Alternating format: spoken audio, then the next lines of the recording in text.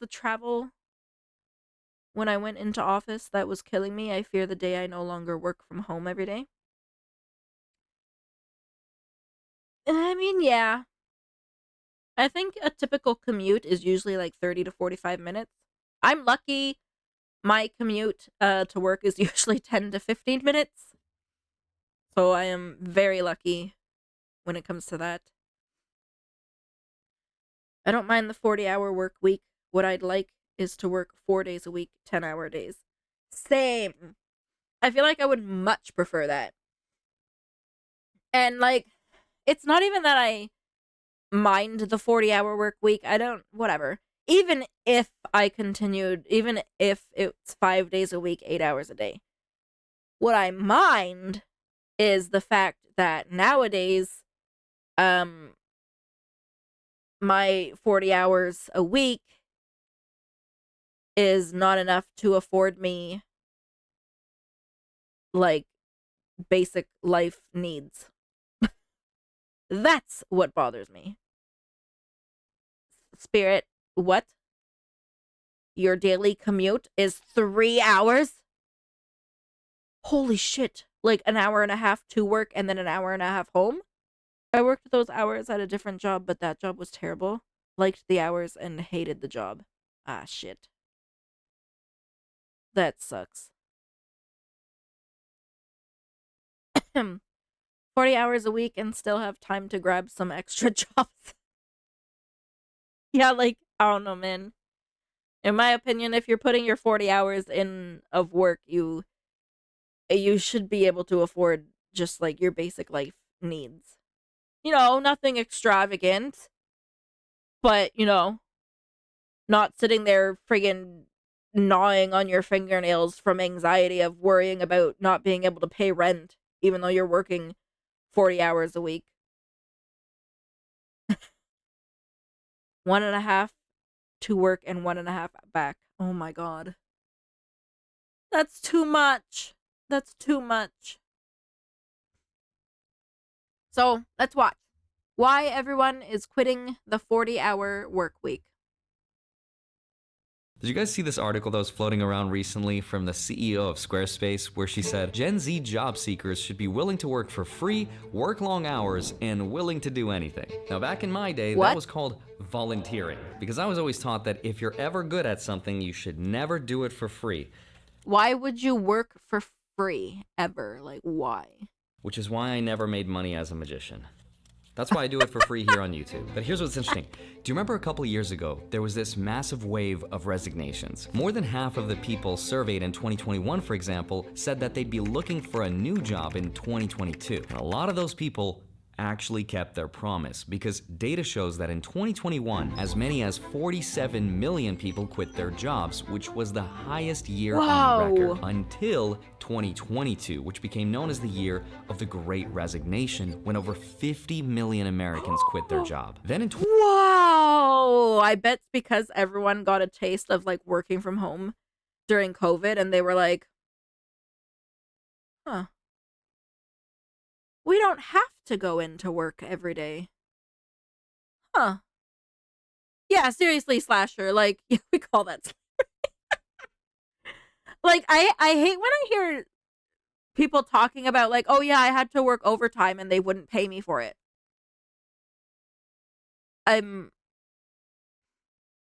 Now, I understand that it stems from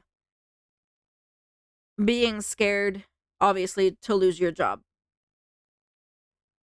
But anytime I hear someone say that, like, I sit there and I'm like, what do you mean you worked overtime and they didn't pay you? Like, what? Like, if they were to sit there and be like, oh yeah, Hoshi, we need you to like work an extra hour. But it's not gonna be paid, but we need you to like, but you need to stay an extra hour. I'd be like,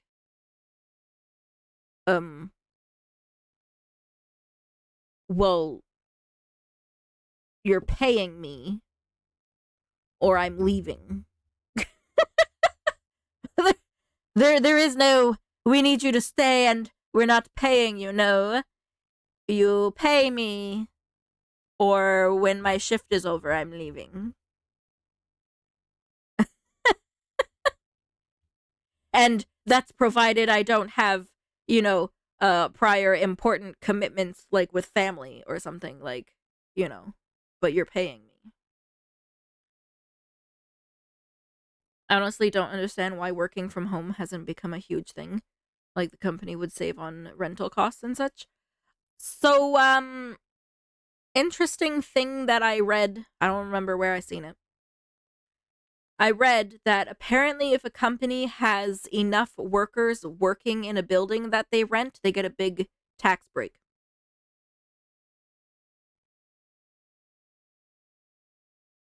Um, so if that's true, that probably has something to do with it.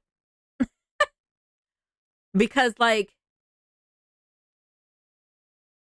yeah, like, pretty sure research has shown that working from home actually, like, increased productivity because generally people were happier because they had a better work-life balance. And when you're happy, you're more productive and you're more willing to do work and whatever. Yeah, I wasn't sure. Like, I'm not sure if it's true, but that's what I read somewhere. If I'm wrong, someone please tell me. How are we the entitled ones when we're expected to work longer hours for less or no pay? Yeah, I don't know. I don't know. Sounds like it explains what my company did. Oh, Spirit, really? Yeah, because, like, work from home from a simple, like, viewpoint, I'm like, well, if you allow your office workers to work from home, then you don't have to rent a, like, office space and stuff. So,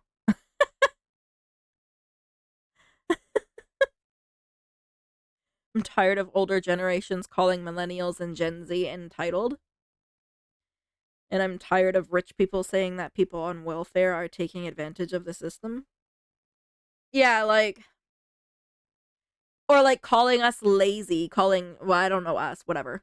Um, calling them lazy. It's like, I don't know, like, friggin' not lazy. Like, we're working just as much, but we are not getting the same reward, I guess you could say. Like, we're working just as much, and what do we have to show for it? Nothing. Debt. You can't get a house or own a nice car or, like, go on vacation. So, like, what are we working for? That's why I like my workplace. If I have to stay 2 hours longer, I can come 3 to 4 hours later the next day. Yeah, or even something like that. Wait, if you work an extra 2 hours, they don't pay you, but then the next day you just go in 2 hours late? But do they still pay you? Because then that means I mean, I guess you're kind of trading. You're like, okay, well, you're not paying me, but I can come in late the next day. Don't entirely agree with that, but I guess it's better than. I guess it's better than nothing.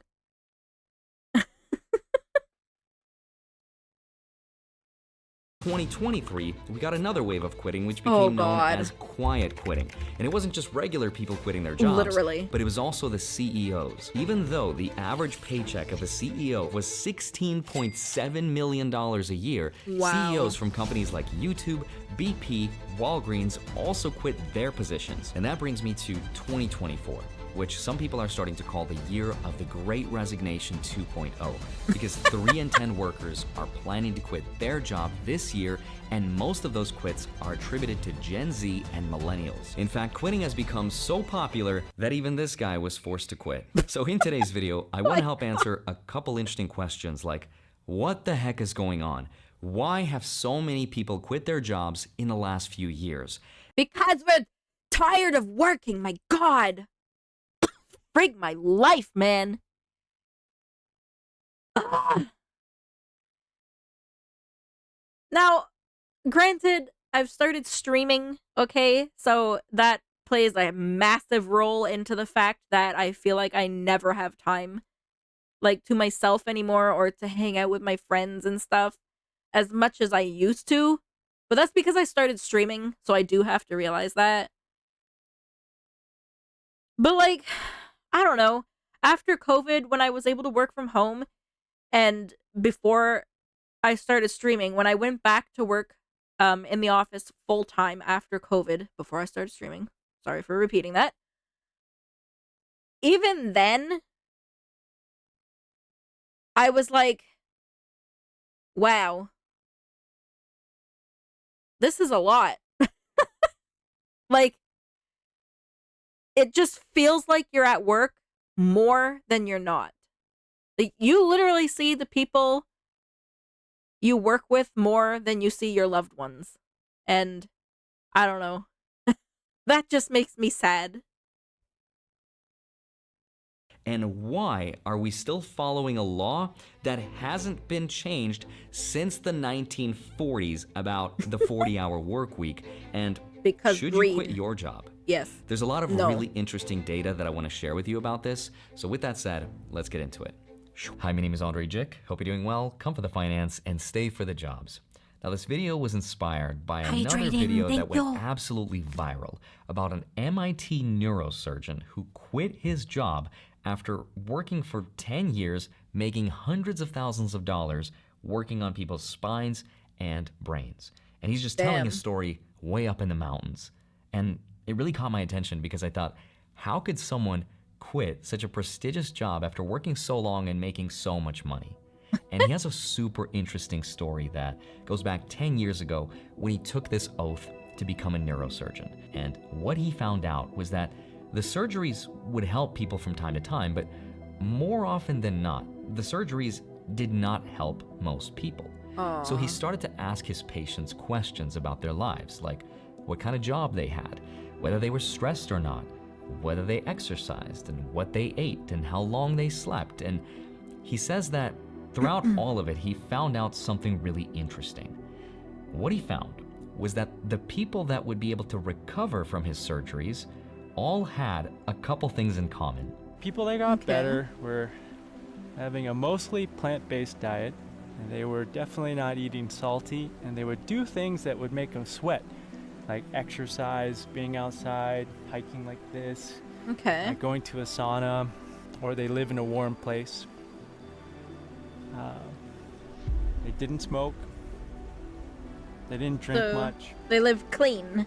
Usually had a good social support, like loved ones, family members, children, friends. Like a way to socialize. They would sleep. They would sleep like 8 hours every day. And they weren't. Damn, a whole 8 hours every day. Damn. I get like 8 hours maybe on the weekend. Hello, Fordham. Welcome in. Welcome in. Sorry to say I'm not a rabbit. I like my steak. Same. Oh, man. Steak is a luxury nowadays.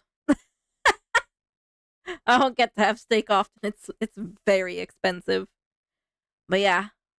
I like my chicken and pork and steak and beef and all that stuff. Yummy, yummy.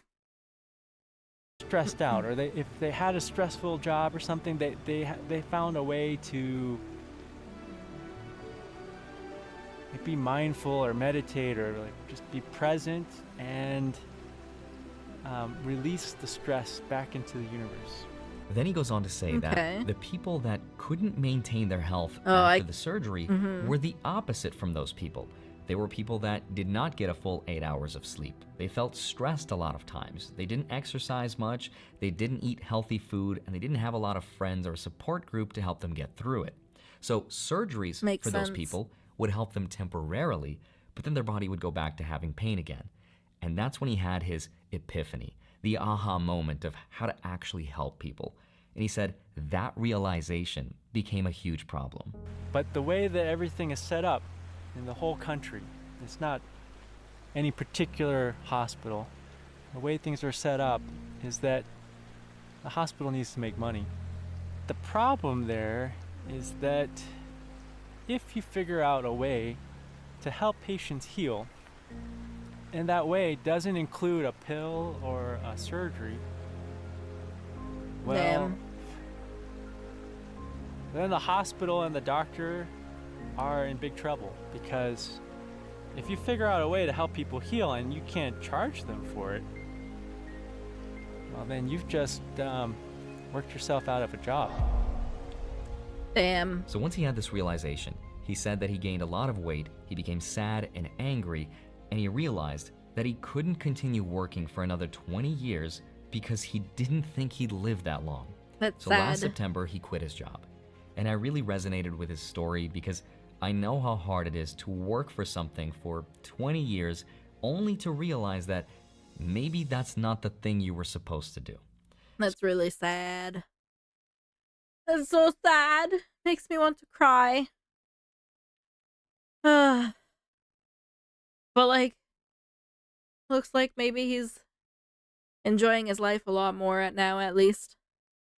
So his story really made me wonder, Yup. why are people Slasher, having yup. these epiphanies and quitting their jobs? So the first place that I started looking at was at the data.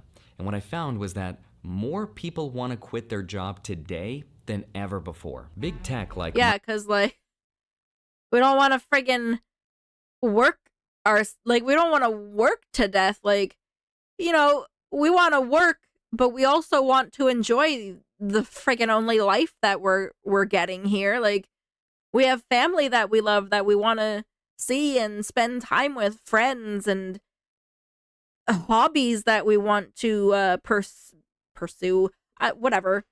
Hobbies that we want to play or do whatever. Like, there's just so much outside of work that a lot of people are not getting to enjoy. Microsoft and LinkedIn, for example, showed that out of 31,000 people across 31 countries, 46% of them said that they want to quit. And that is a lot more people than even during the Great Resignation, when only 40% said they wanted to quit. So I put that data aside and I wanted to look deeper at the surveys into what actual people were telling us why they were quitting their jobs. Like, for me, I want to work. You know, it does give me that sense of accomplishment and stuff. I want to work, and I want to have reward from that work. I want to be able to go on vacation. I want to be able to have a house. I want to be able to have a good car. I want to be able to go out for dinner sometimes, go on dates. And instead, I'm working, which is, I want to work, but I can't have all that stuff because it's just unaffordable. So then, if I can't have all that stuff, what am I working for? If I can't have all that stuff, why do I want to work? I don't want to work if I can't have all that stuff. What's the point? I often cycle between two thoughts: quit my job, sell everything and live like a hermit in the mountains, or move into an apartment, get a PC, and try doing YouTube streaming along with my job. Yeah. Pretty much. People generally want to work because they want to enjoy their life. And usually working equals being able to have the money to enjoy your life. But when working doesn't equal having money to enjoy your life, well then why would people want to work? And according to surveys from Statista, here are the top 10 major reasons why people are quitting their job today. Let's Reason find 10 is because employers required a okay. vaccine. Reason 9 was working too few hours. Okay. Number 8, some people wanted to relocate to a different area. Okay. 7, some people thought they worked too many hours. Fair. Or the benefits weren't good, or Fair. not enough flexibility. Reason number 4, childcare issues. Yeah. Number 3, people felt disrespected at work. Number 2, some people felt they had no advancement opportunities, but the biggest reason is that they thought the pay was just yes. too low. These are all really good Yes. reasons for anyone to quit their job. But the problem is, they're not new. Anyone could quit their job for any of these reasons in any given year. And it doesn't really help me explain this phenomena of why so many people have quit so recently. So I decided to look back farther into the past. And the deeper I looked, the more this picture started to make sense. Because the real problem started before most of us were even born. We have to go back to 1940.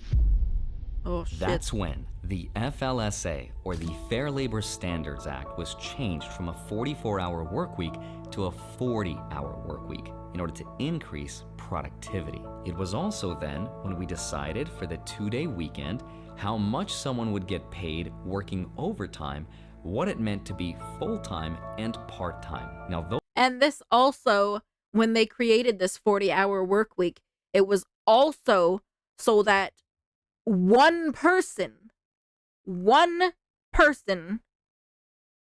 could work this 40 hours and afford everything for a family.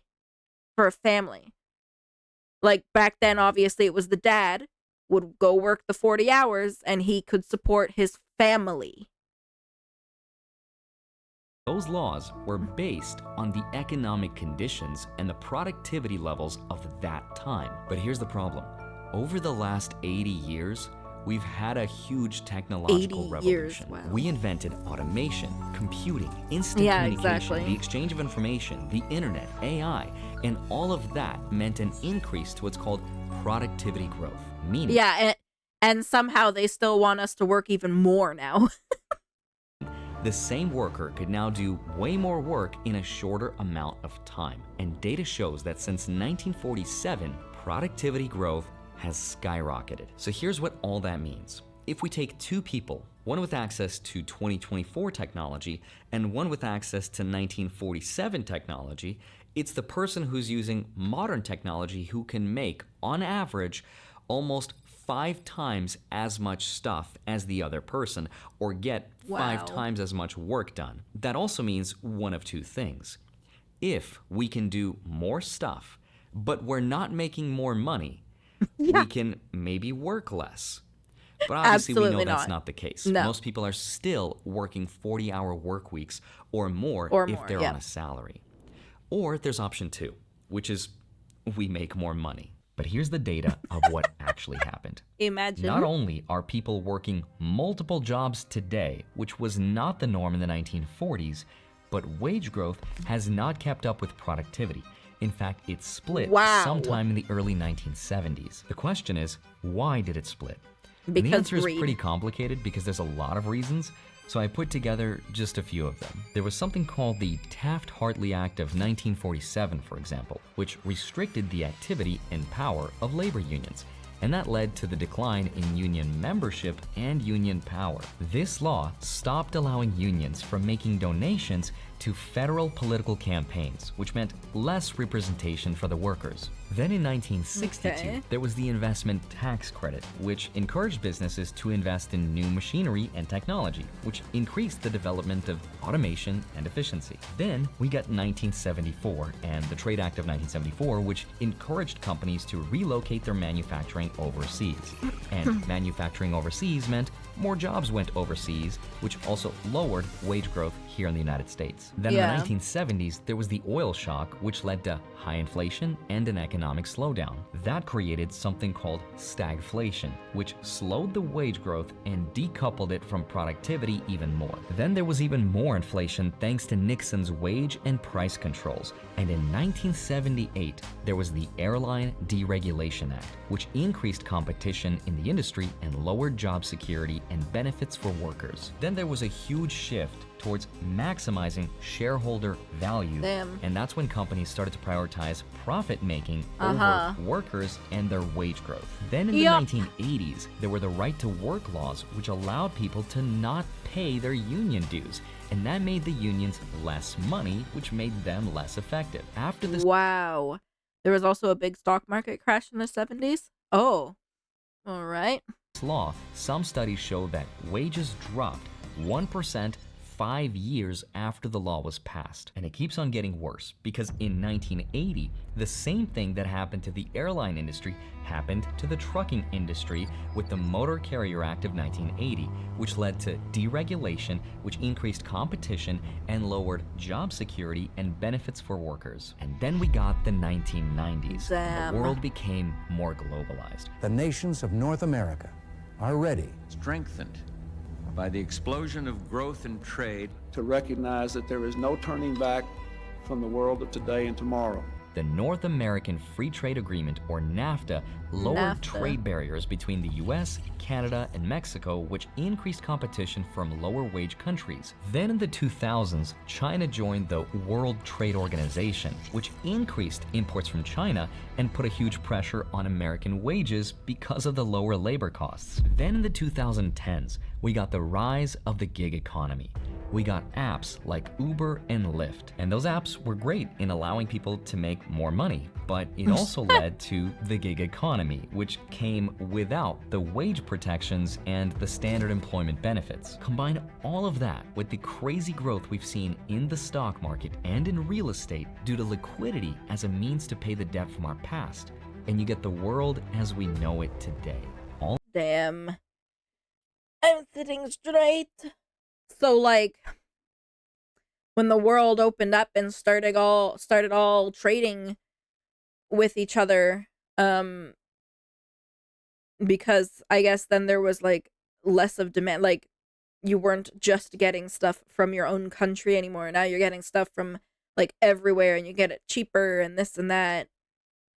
Those apps got rid of a lot of taxis. Yeah. Honestly, I did Instacart like once or twice, and I don't know, the amount of money you get paid was laughable. Like, I don't know how it would be worth it when you count for the amount of gas you're using and stuff, and use on your vehicle. Deregulations hurt a bunch. Yeah. Yep, that too. Basically, when the world globalized, wages stagnated. Cheap goods from China could outperform expensive goods from America because Chinese products were and are cheaper. Yeah, exactly. Exactly. People are just like, oh, well, I could just get this from China, so I'm not going to buy it here because it's too expensive. All in all, these are some of the reasons why workers today can get a lot more work done, but why they get paid less for it. And the expectations for workers are higher than they've ever been before, and that has led to burnout. But I also think there's one more thing. Sucks. Like I said, this has been building for 80 years now, and what's led people to the edge of this burnout to quit was the pandemic. But really, the best answer that I could find that helps explain all of it is this.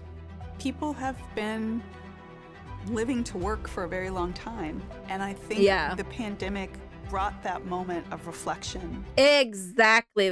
I'm pretty sure I said this earlier. We're living to work, and during the pandemic, when a lot of people like myself got to work from home, we had this epiphany where we were like, huh, we could work to live instead. Like, yeah. For everyone, what do I want to do? What makes my heart sing? And people are thinking, if not now, then when? And I think she's absolutely right. Before, the mentality was, we should live so that we could work so that we can pay our bills. And that was the illusion that we all believed in as long as the times were good. Back when cars and houses were more attainable, when food was a lot cheaper, when gas prices weren't so high, when utility bills were more reasonable, when restaurants didn't ask for a tip for every single transaction. And then we got the pandemic. Yeah, exactly. Thank you for the follow. Welcome in, welcome in. And the global economy was shut down and everything was brought to a standstill. So the government tried to bail us out by printing trillions of dollars and causing an excess of 20% inflation over the last few years. What? And that was the moment when there was this mental shift in how we thought, not just about our jobs, but about our lives. Because we went from living so that we can work to working so that we can live. Because which if is how it should the be. jobs we work impact our mental health, which has a direct effect on the quality of our Yeah, lives. you know what I think a lot about is I hate when people kind of, I don't know how to explain it. They say that, like, oh, you shouldn't bring your problems to work and stuff or whatever. But, like, I don't know, it's kind of hard to not do that. It's hard to not do that. If you're not happy in your home life and stuff, then you're not going to be happy at work. And, like, yeah, vice versa. You're at your job a lot. If you hate your friggin' job, you're going to be depressed. Pandemic was the largest wealth transfer in history. Yep. There's a difference between, I guess, tolerating your job. Like, I don't know, you can not like your job, but it doesn't affect your mental health. But then there's not liking your job to the point where it does actually affect your mental health. To be going to that job every day and you hate it because you're working so much, you're not getting paid enough. Maybe you don't get along with your employees. Maybe they friggin' like harass you. Maybe you're mistreated. Like, yeah. It does affect your mental health, the job you have, for sure. And how long we live for. I think that's why people are rethinking everything and prioritizing and maximizing for happiness instead. Yes. And I think those are the reasons for why these changes are taking place in the last few years. And I think you're going to see a lot more of these stories about more and more people wanting to quit their jobs. A recent survey, for example, noticed that out of 1,000 people polled, roughly a third said they'd be looking to quit and start a new job soon. And the highest percentage of those people came from people between the ages of 18 to 34. And that makes perfect sense to me, because when you're younger, you tend to move around a lot anyway because you're still trying to figure it out. But I also think there's this effect that the younger generation sees the outcome of the older generation. They look at the economy and everything that's going on, and they make the choices that they do. Which isn't to say that they're good or bad, that's a separate discussion. But one thing that I think is true is CEOs are not going to watch this video and be like, this young man has a point here. Let's pay them more and allow them to work less. No. I think the only other question that I want to help explore is, should you quit your job? And the answer, of course, is that it depends. I actually took a quiz from the Washington Post about my job making videos here on social media. I'll leave a link for it down below, but I consider myself to be extremely lucky because even though these videos take a lot of work to make and I'm a one-man team, I don't have any editors. I'm the only person that scripts and shoots and edits and plans for these videos and answers the comments and everything else.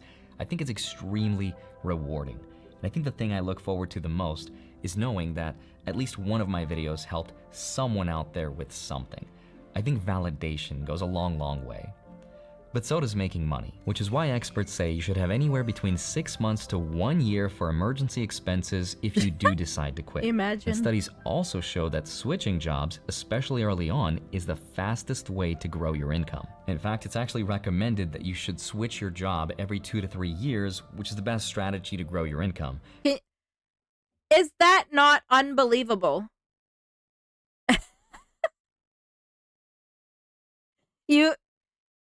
It's more profitable for you to switch your job than it is to stay loyal to one job, because that job that you're staying loyal to will just never increase what they're paying you. That that boils my blood. Yeah, where it used to be you stayed at the same company for 40 plus years. Yeah. And they would be paying you like a lot because you've stayed with them for that long and been loyal. Instead, now, nope. They're like, oh, thanks for working for us for 20 years. Here's your 50-cent raise. Or less. Here's your 20-cent raise. Yay. Yeah, well, now I'm going to quit because I can go get a $10 raise somewhere else. Bye. And I wish I did that with my last career, but you know, I never said I was any good. But I'd love to hear your thoughts. Are you staying with your job? Are you quitting? And if you are, why? And do you still think we should be working a 40-hour work week? As always, I hope you have a wonderful rest of your day. Smash the like button, subscribe if you haven't already. Don't forget to grab your free stocks. Links are down below. Go track them automatically with a spreadsheet link down below in my Patreon. Thank you so much for watching this video. I'd love to see you back here next week. I'll see you soon. Bye-bye.